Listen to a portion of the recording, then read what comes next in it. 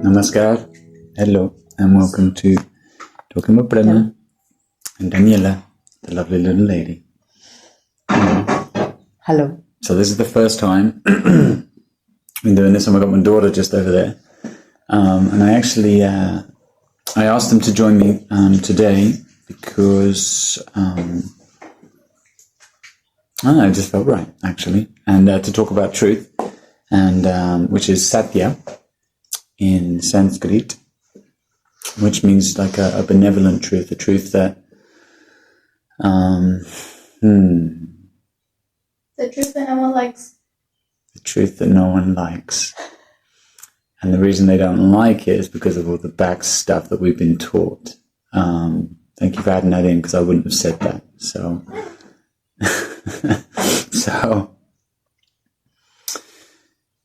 so I was just talking with my lovely lady here a second ago about truth and if she'd be willing to do it. And I said, but I don't know what truth is. And to be honest, it's like it's a really hard thing to talk about because it means so many things. But we come to the conclusion that actually talking about, okay, I can tell you the truth, what it is to be a parent or what it is to be in parenthood. And so I was like, you know what, this is a good time. So with my daughter present and with my wife present, I figured let's just talk a little bit about what truth is within parenthood and what it is to be a single unit, a unity, a threesome, a foursome, a sevensome, or whatever it is, quantity of people that you have in your family. Because actually, even though in our family, us two, we managed to create two beautiful little humans. I wish I could see my daughter's face. She's like, ah. But it's true. That's how it happens. And we didn't talk about how it happens, actually. But anyway, so I'm disappearing off of the point. But we're all part of the human family. So we're individuals that decide to make a journey together, and that implies so many things. And I really believe now that it's at least the reason why we came together was to be able to explore what truth is within relationship. And we've been together 16 years, and we've explored so much discomfort, so much love, so much growth. We've explored so much truth. So much truth that it's been beautifully uncomfortable and amazing and incredible in every sense of the word. So we figured actually right now it'd be kind of the way that truth makes sense to us to talk about relationships. So what is it to you? What is relationship and what is truth? Like, what is it to have a kid? I don't know. I don't know. What do you think about it, really? Because, Callie, do you want to come out? Come out. No. Okay. So yeah, to you, what comes up? Perfect. I don't know. It's just it's such a big word. It varies so much, depending who are you talking with or who are you interacting with. Like my true version of myself, I don't know if it's hidden, but it mutates. My true version with you, it's one. My true version with my kids is another. My I guess not my truth, but my different versions and what I present as my truth. And I guess if you really look, you do put so many masks to interact with everyone, with all your relationships, that maybe the actual truth or the deeper truth gets a little bit hidden or muffled, or you restrain it. Depends on, I don't know, talking about parenthood. I consider myself like wild and free and relaxed. But when I'm with my kids, I need to put on the mask of I'm a mom, and I need to have some sort of. Makes you tense and wild. Well, not yes as well, but I don't know. I guess it's those truths that we have learned to adopt, and therefore, even though that's the truth that I like being, when I'm with my kids, I have to be a little bit more strict, or I don't know, that not so relaxed. I feel like if I am completely relaxed, then I'm not following what I should be doing. So I change my truth to adapt to I don't know what society might have told me how I'm supposed to be as a mom, and the same with my girlfriends or with my guy friends or with you, and so it is a difficult thing. Like, what is the truth? What is my actual and absolute truth? And sometimes if we discover this, if you're looking inside and you see sometimes the truths are the ways that we act are because we're a bit uncomfortable. And then seeing your actual truth is a little bit scary. Kelly just shouted it out slowly. But it is a bit scary to see your real truth, and then to see why you put the masks on that you put on with your different relationships, to try to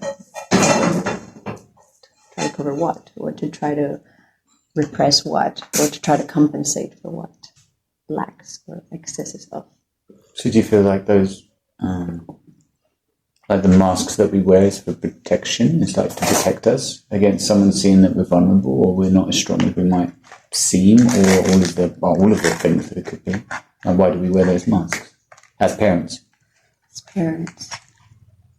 Or friends, even, because I mean we're all family ultimately. But. Yeah. I don't know. I guess it is a mechanism of self-defense to. Okay, I think that's a lot of noise.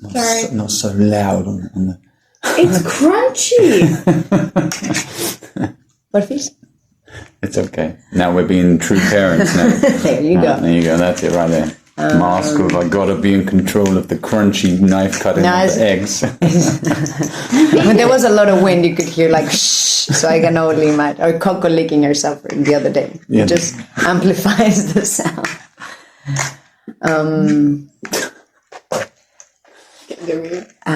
So is it to defend? I don't know. What is your truth? What do you think about it? I really don't know if it's some self-mechanism defense or if it's just something that you grow up with, like you take on your role. So therefore you, more than being truth to yourself, you become truth to a role that you're supposed to fulfill. And I guess then your truth gets really hidden. Sometimes you realize, sometimes you don't even realize that you're controlling all the time, or that you are super overprotective because you're scared that your kids are going to get hurt. Or, your kids are with any relationship, right? So I don't think you consciously know that you're doing it until maybe someone with a lot of love points it out. And obviously it makes you go like, rah, don't you challenge my truth. and I guess only when you ask yourself, and you don't have anyone to get angry with but yourself, and then you can try to be as honest and as true. True. Yeah. I know. What do you think? I like that. Well, yeah, I actually agree with everything you said. Except I do have a slightly different, I think, perspective on where at least my truth comes from, because of all of the things that we've spoken about over the years. And now when you practice these things, meditation and whatnot, you start to discover where all of our hidden truths come from. And more than not, they're really not ours. And we say this, like I think I could say right now with a relationship to being a parent, and that my truth within that, the way I would react with my kids in certain situations, or the way I would react with you in certain situations, really wasn't my ultimate truth of how I would react if I was consciously doing it in that moment, because of the way that I was taught. Like a reenact. Yeah, exactly. So we're just reenacting somebody else's truth that actually isn't even their truth, which is the irony of the whole thing. Until we become aware of it, and you can only become aware of it by witnessing it and experiencing it and seeing the truth within that.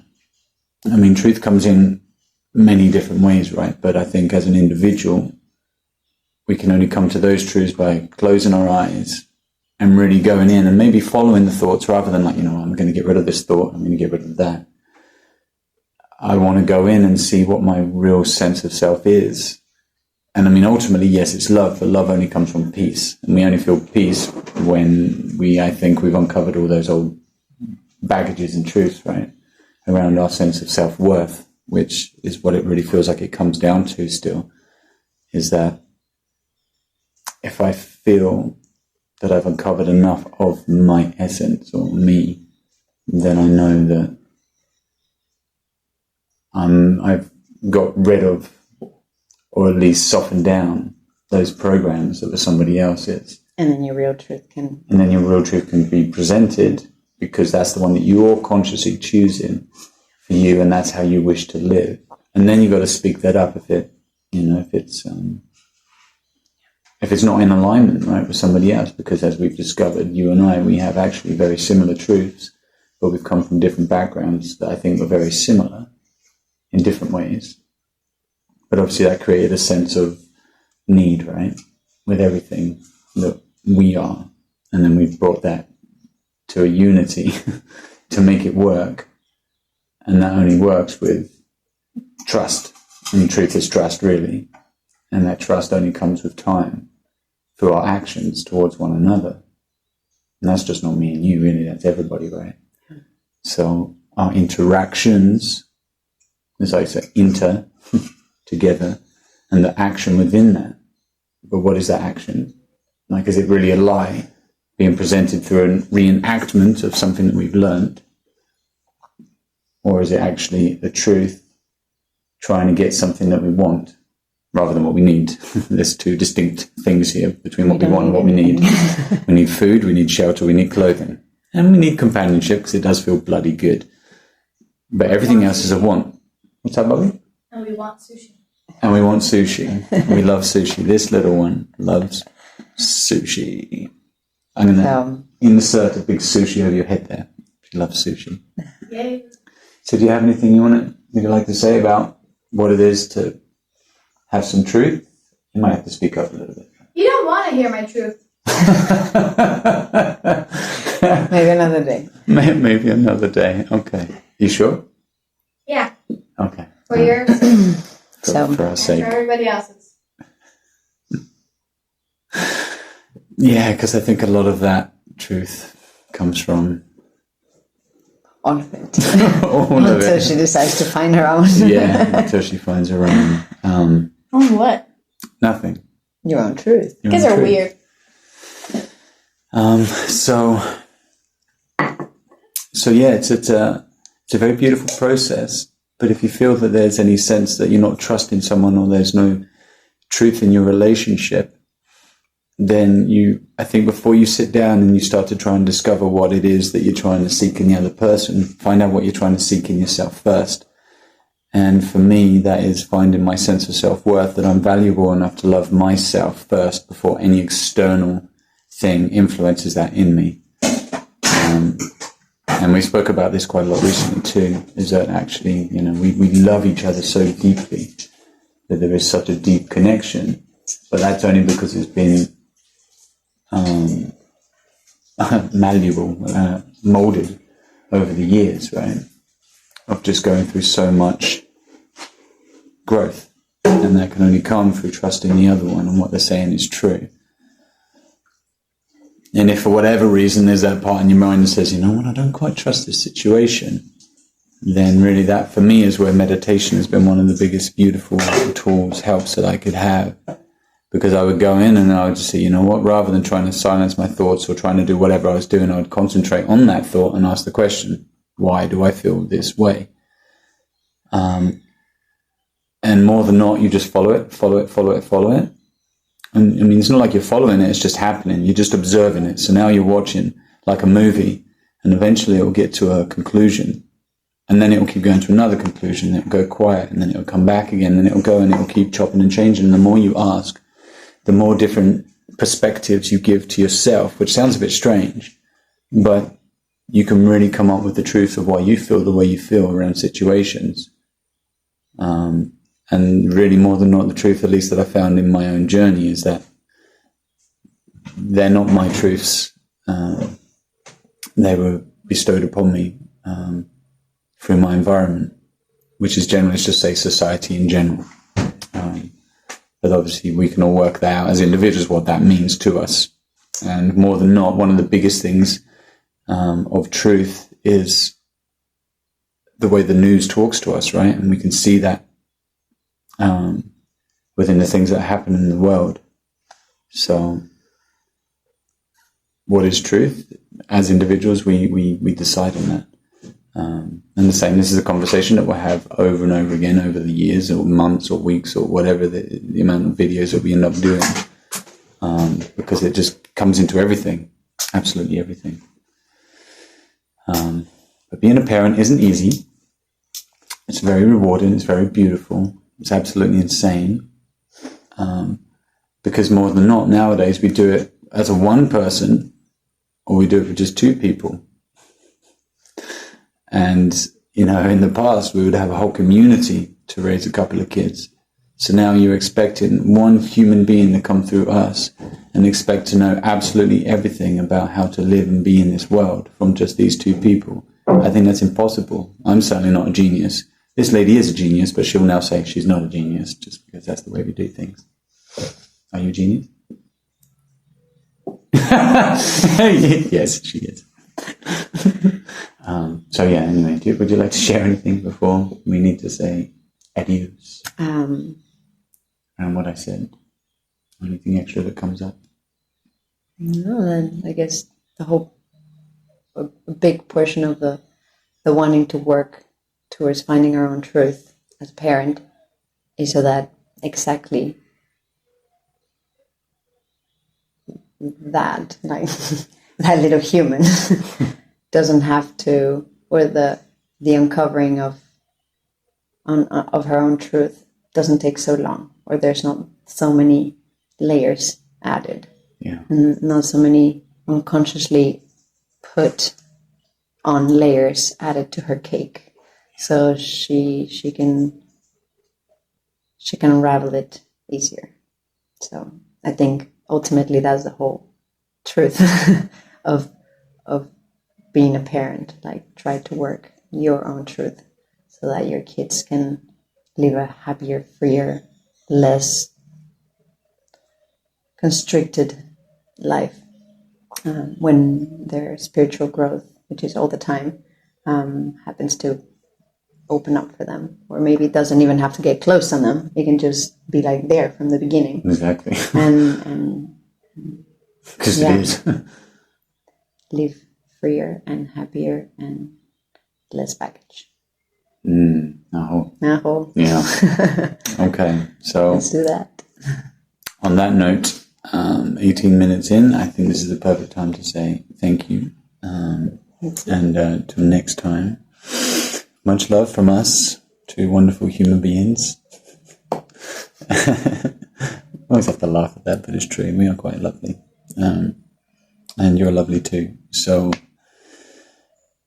we have our moments, for sure, and that's what makes us human.